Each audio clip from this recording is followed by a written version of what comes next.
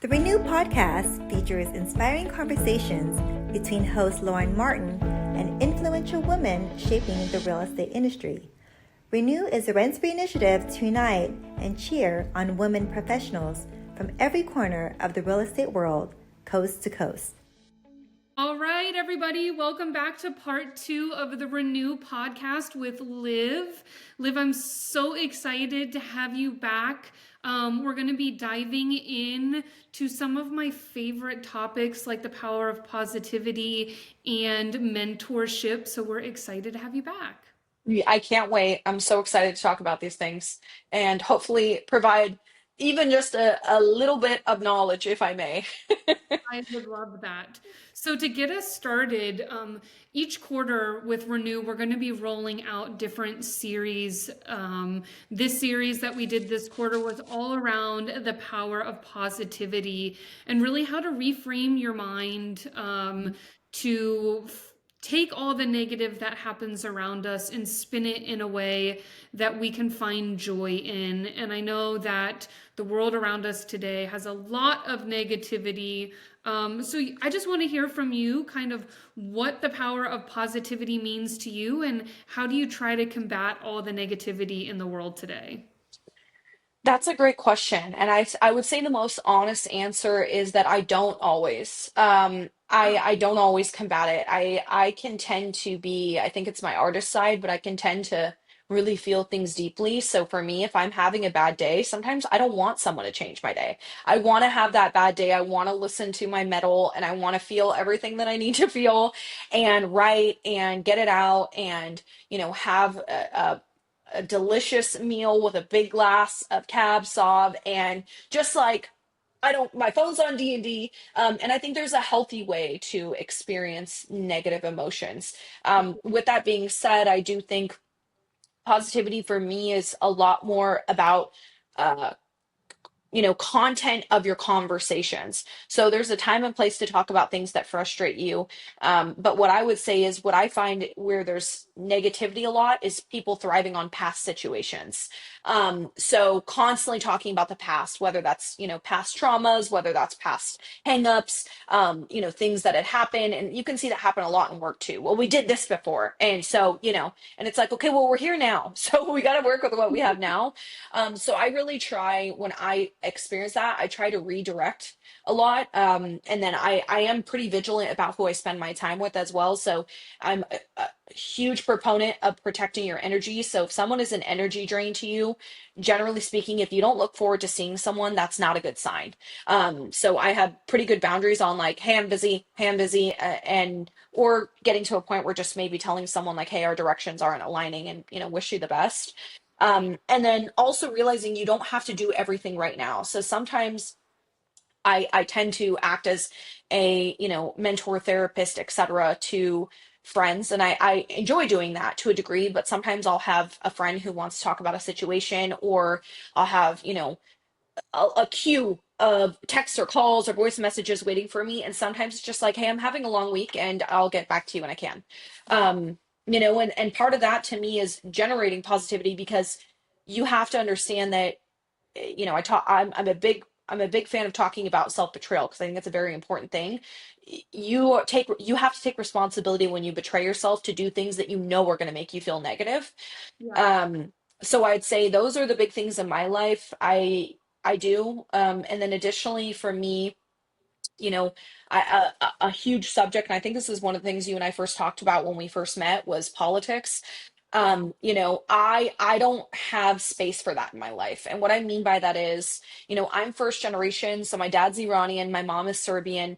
My mom's background is Orthodox, and my dad's background is there's some Muslim in his family, but generally speaking, my dad kind of went the Christianity route. So Hmm. my parents have very traditional, strong values. So I have been raised around constant talk of politics, constant talks of those kind of things. So for me in my adult life, I have no interest in hearing about those things because as a child, you can't control what you're subjected to.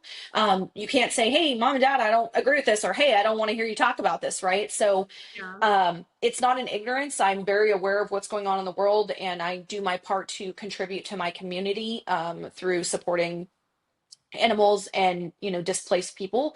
Yeah. But ultimately, fixating and talking about those things, I see very, very little fruits come from that. So for me personally, I don't share my political views with others. In fact, I think I'm at a point where I'm like, I don't even know if I have any at this point. And I strongly dissuade people from bringing those things into my home or into my circles. So if we start getting on a subject of something, I'm like, hey, you know what? You can go turn on your news. You can go on TikTok. You can go on LinkedIn. You can go on Facebook. You can go on Instagram and see all of this. So go enjoy that there. But here, let's be human and let's stay present. So I think that is a big thing for me. I saw this sign on Amazon that said, before you enter, like before you enter my home, this is a no politics zone. And I was like, Yeah. yes, please, please, so I would say that's a big one too. And I know not everybody agrees with that. Yeah. But for me, that is what keeps a baseline in my life at current time. And it's super important that, we don't feel terrible every day when we wake up. So that's what I do to avoid that. And I think it's always a polarizing topic, no matter what Hmm. side you fall on. Hmm. And I think we had a conversation about, and I was talking to somebody about this at RESO this week too. But, it started out that politics was on Facebook, and then it went Hmm. to Instagram, and now it's on LinkedIn. I'm like, come on, this is the one place where we can go. I put a draft together for that. I was like, should I post it? I was going to say something about it. I just started actually unfollowing people who post about politics on LinkedIn. Yeah, Um, because why is why is a job networking tool why are you using that to talk about politics? yeah, Like, go to anything else and read all about it or argue about it, do whatever you want to do. But yeah, I think part of it is really being, vigilant and protecting your peace, and sometimes you just have to cut ties in yeah, those instances. for sure. Well, you talked a little bit about how you're passionate about, I think you called it self-sabotage or, Hmm. Yeah, um, self betrayal, self-sabotage, both. Yeah. yeah, can you talk to us a little bit about your thoughts on that? Because that's really interesting. It's a topic that came up in one of our roundtables recently too. Hmm. Yeah, so for me, I've partaken in self betrayal so many different times in my life. At times where, I didn't have I didn't have a strong sense of self-worth. So I would do things in the moment to gain some type of worthiness, right? Um, so I think that in my personal life was a big thing that I had to overcome. Mhm. And then also I think in general, self-betrayal is stemmed in just doing things that aren't actually aligned to your values or what you want. And you do those things because of fear of perception. So it's like, oh, I really don't want to unfollow this person on Instagram because then everybody's going to think I'm rude. And it's like, did you say something rude about them? No. Do you wish anything bad against them? No, not at all. What? Do you have bad feelings towards them? No. Then why does it turn into that? So, really pressure testing things that we do in our lives, and especially again, we've talked about, in the last episode, we talked about, that servitude that you constantly show as a woman, and it's like sometimes we just do things because we feel like we have to do them. We have to be polite, right? um Self-betrayal can look like being on a date with a guy that's making you uncomfortable and being like, oh, okay, I guess I'm just going to be nice because like I don't want to make him feel bad, right? So it can be doing something at work that you been placed to do that you're like, I know I can do more than this, like, and I'm just doing it to, okay, make someone else happy, like. So there's a whole different array of that, and I try very diligently to push that out of my life in whatever way possible. So yeah, that's something I try and teach a lot at work about too to my employees is like, when we talk about, let's say, compensation, it's like you cannot betray yourself by making decisions that are not going to lead to your financial goals. So for instance, business is a business. We have budgets, right? But if you have this idea of where a success that you can reach, and I know that you have the talents to do that, and we're not in a place as an organization to do that, what's your next move? Are you going to betray yourself? Are you going to accept less? Or are you going to go for more? Are you going to take a risk, right? Those aren't always the fun conversations. I want to retain my employees, but especially when people get to like, especially like senior level ICs, those kind of things tend to come up more often. Right. And I think too, there's this fear given in the market today, Hmm. a lot of layoffs. For sure. And I think a lot of people do themselves an injustice because they're Hmm. like, if I ask for more money, Hmm. they could lay me off. Or Yes. if I ask for more money or I ask Hmm. for a promotion, I'm a high paid employee. When they Hmm. look to lay somebody off, maybe I'm going to be the first to cut. And you just can't live your life that way. Like you No. have to ask for what you're worth. And Hmm. business, like you said, is business. And what Hmm. happens after that, as long as you're championing yourself, that's really what matters. For sure. And I constantly, say while you have it, and let's say you take that risk and you ask for more, you get that promotion, there's always going to be a risk. So for instance, I could have stayed in my senior director bubble before I became a VP, and then there wouldn't be VP pressure. But for Right, me, it was non-negotiable in my financial goals and in my career goals because I want to be a COO one day. right, Um, and maybe eventually CEO. It's non-negotiable. I have to take those risks. And guess what? Maybe I'll be the best VP. Maybe I'll be amazing, or maybe I'll do an okay job, and then, or maybe I'll suck at it. And then what happens from there? Okay, you sucked at it. You lose your job. What do you do from there? You get up and you find another job, right? So to me, it's not worth it because what you hear then when people betray themselves is they become those negative people we're just talking about, where they're right, constantly whining and they're constantly aching and they're a victim of their circumstances. And it's like, I deal with this sometimes with skip levels where I'll hear people, well, they've been in a role for however many years. They haven't done the work to try and move up. Um, they haven't taken risks. They're betraying themselves by saying stagnant. And they're like, well, I just don't think I'm paid enough. And I don't know what to do. And I feel lost. And it's like, ooh, okay. Yeah, we got to start with you here because this is a you issue. right, Because there's people who were peers of you who have worked here 50% less time than you are that are leagues above you right now in right. and moving in the company. They've gotten 3 promotions since you've been here, right? So it 100% is it comes down to the person, and you have to have ownership in those things. And I just don't really have I to be honest, I don't have much patience for that kind of mindset. So I'm like, if someone needs to stew on something, maybe if they're a little nervous to ask for something, I'm here 100% to coach them through that. We'll go through 10 different conversation iterations if we need to. But when it comes down to like a this is happening to me situation, I'm like, ooh, all right, you got to do some soul searching and maybe do that and then come back. Yeah, for sure. And I think a good thing that you said too, circling back to kind of the beginning of this, is it's okay to be negative sometimes. I'm like Hmm. you, I'm an artsy soul. Like Hmm. you said in the last episode, I went to art school. Maybe that's, adds to my emotional, I guess it's emotional intelligence, right? Hmm. There is those moments where you are feeling woe is me, or Hmm. I know you and I talked about my past. In particular, I got a divorce and it's something Hmm. that was really hard to talk about, and sometimes you just can't put a positive spin on how you're feeling that day. I mean, there's plenty of positives. I got out of a bad relationship. I Hmm. I am in a good place in my life now, but there's Hmm. still those negative feelings, and I think that that happens in the workplace too, right? Like For it's okay sure. for somebody to feel down on their Hmm. job, especially if you're a customer success rep and you had Hmm. somebody screaming at you on a call. I'm sure you guys 100%. get that, but you have to bounce back, right? And is Hmm. that something that you guys kind of focus on, is how to take those negative days that are okay to talk Hmm. about, but then Hmm. bounce back from them? Yeah, for sure. And I love what you said. And, I think that's one thing that, so where there are in some ways, I could be considered a radical leader. And what I mean by that is I don't have traditional philosophies. And this is one of them. So I don't do the whole toxic positivity BS. Yeah. If you're having a bad day, have a bad day. So for instance, last year I was diagnosed with cervical cancer, adenocarcinoma, early stage.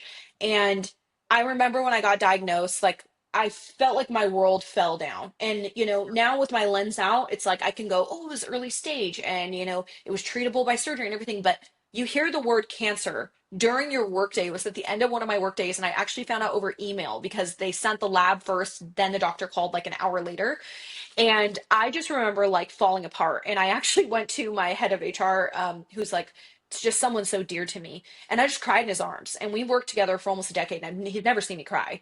Um, and in that moment, I needed to be angry and I needed to feel negative. I remember I went home, I played some like depressing blues music. I got a bottle of whiskey and I let myself feel it. And you know what I did that weekend? I let myself feel it. I cried on my friend's shoulders. I did everything I needed to do. And there were days after appointments where I'd go into the office, and I remember someone on a team that I'm not as connected to, don't interface with much, was like, "Hey, you look a little blue, like, hope you're okay." And I'm like, "Hey, thanks. Yeah, I am a little blue. I appreciate it." Yeah. Like I told my teams about my diagnosis to show them that it's okay to have a life and things happen to you outside of work, and to be able to balance those things and still be a human during those things. So I'm like, "Hey, listen, you know what? This is what's going on with me. It sucks. It doesn't feel good. So there's going to be days, guys, where I'm not 100%. And I want to let you know, if you're going through something in your relationship, something with your family, something with your health, you don't have to be 100% all the time."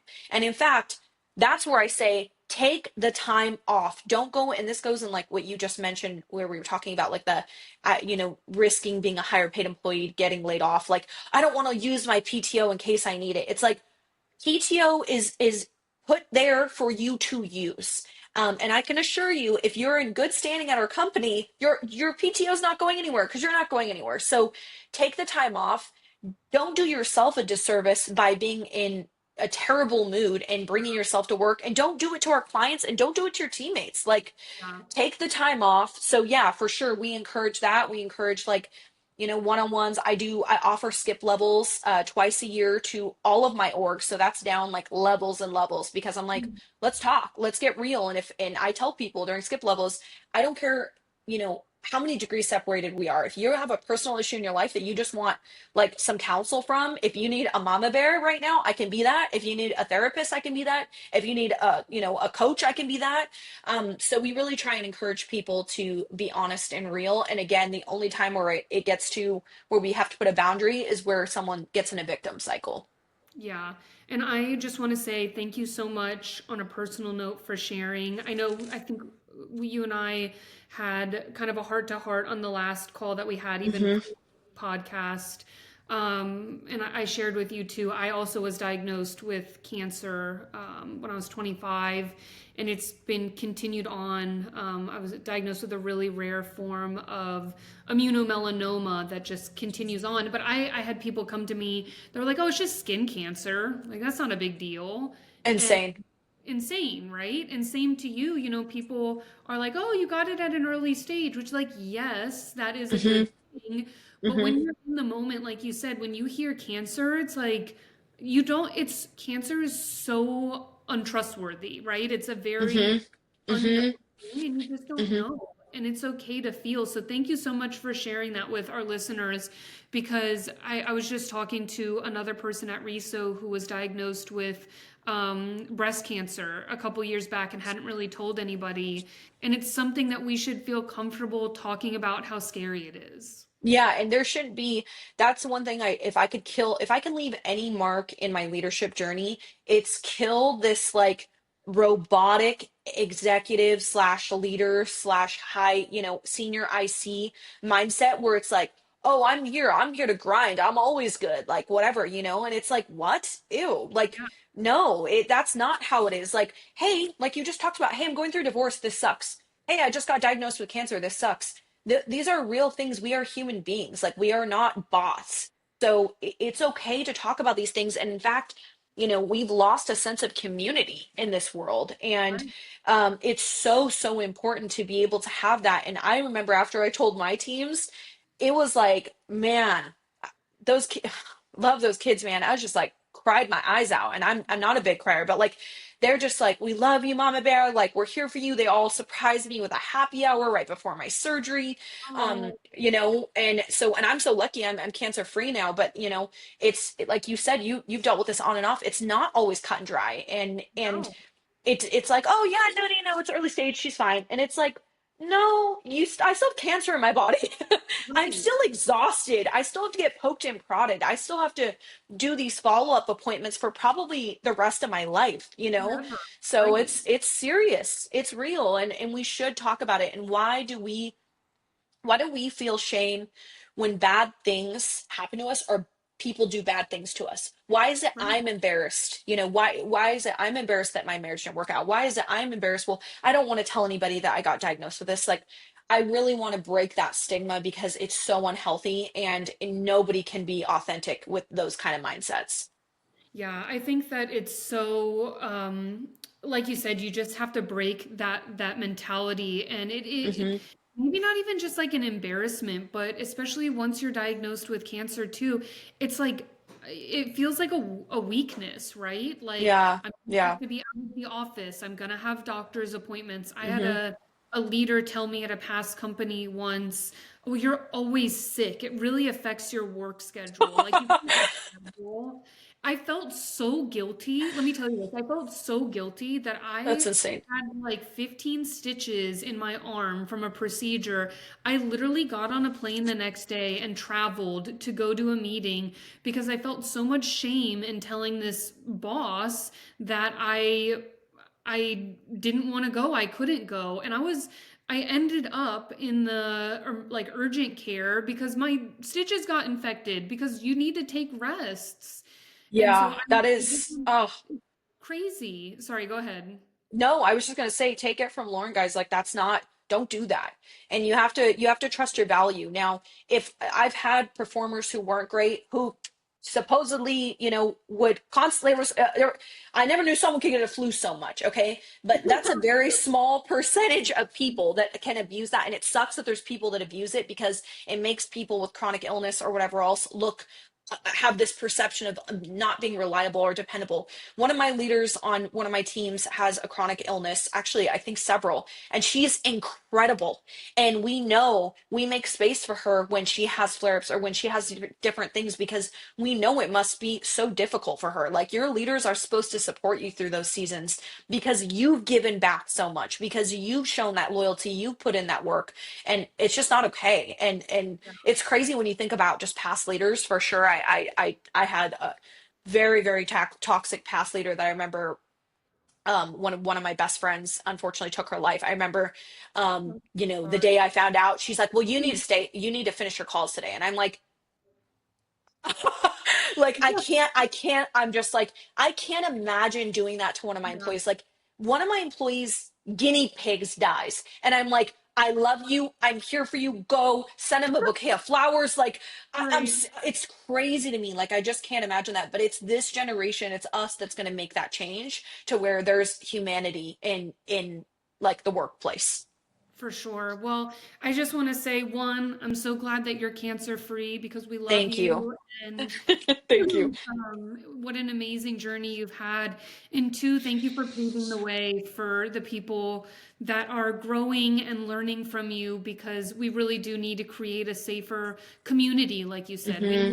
a community for people to feel safe to talk about their feelings, their diagnosis, the Hmm. people they've lost, whatever the case may be. We're all here for each other. The last question, because I know we're running short on time, that I Hmm. have for you is this is a renew question. It's one I leave every single one of my podcasts off with. But if you could go back in time and give advice to your little kid self, what would you tell her? Man, that's a good one. Lauren with the questions. Um, she knows how to do an interview, folks. So I would say to my younger self, there's two parts of it. I would say the first thing is, um, uh, you don't have to do it. I think would be the thing I would say is you don't have to do it. And that can apply to so many things that I felt like I had to do to prove worthiness because I just wanted love so badly that I was willing to try and get it at all costs. So I think that would be the big thing. It's just like, you don't have to do it, baby. It's okay. It's okay, you know? And I think the second part would actually be, you know, around my relationship with Christ, which would be your relationship with God is your own relationship, and it's not what any person tells you. It's not what any supposed rules say. And you can have that relationship, and you can still be you, and you can still be happy, and you can still have fun. And in fact, you will feel even better about yourself through all these seasons to come. I feel like if I would have known that, I think I would have skipped a lot of probably heartache, just having the security and the grace that I do now with my faith. So I'd say those are the two big things that I would say. I'd package it, I'd chat GBT it to make it sound good, but I that's I think the gist of what I would say. You're making me emotional. That really is, I think that's one thing I would tell my younger self too, is you don't have to, because there's so Hmm. many things that I stayed in, whether personally or Hmm. professionally, because I felt like I didn't have another choice. And Hmm. so for anybody who's listening, please listen to Liv, even though you're not a little girl anymore, listen to her words. You don't have Hmm. Hmm. do things that make you happy and bring you joy. And yeah, so thank you, Liv, so much for being Thank so you. personable and sharing all of this. It has really been a joy to get to know you and to have you on the podcast. Thank you so much. Lauren's amazing, guys. This is I can tell you just talking to her, just getting connected with her. I immediately like shot her information on one of my best friends. I was like, "Hey, you got to meet her." So thank you guys just to the whole group of Renew and to you, Lauren, for giving me an opportunity to speak. I'm super honored and this has been awesome. Well, it's awesome. You have a friend in me for life. I hope to see you at a conference coming up soon. And for anybody who's listening, please, if you haven't already, please make sure to like and subscribe to us on whatever pod platform you listen to us on. Renew has some exciting things coming up. If you're going to NAR mid-year, we're going to be hosting a lunch to help build community amongst women in the real estate industry. And we also have some things coming up next quarter in our new series around wellness. So thank you again, Liv. It's been such a pleasure. And we will catch you all on the next Renew podcast. Thanks, everybody, for listening.